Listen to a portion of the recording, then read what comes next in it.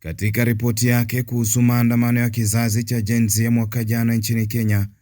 shirika hilo la kutetea haki za kibinadamu limeitaka huduma ya kitaifa ya polisi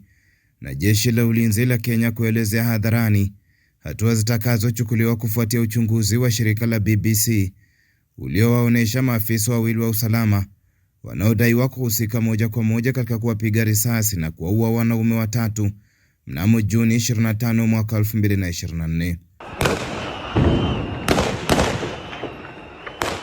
Na leo tulikuwa tuna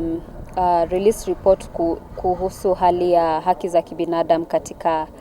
dunia, na pia tumekava Kenya katika hiyo ripoti. Na kwa ripoti ya Kenya tumepata kwamba mwaka uliopita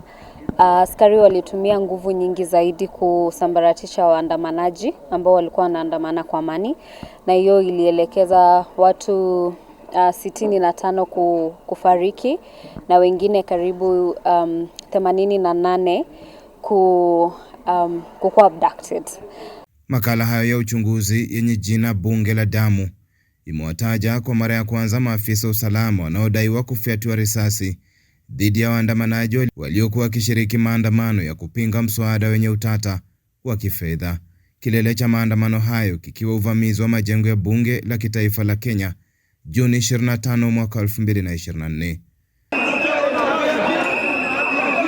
Maandamano hayo yakitokana na pingamizi la kupitishwa kwa sheria mpya ya fedha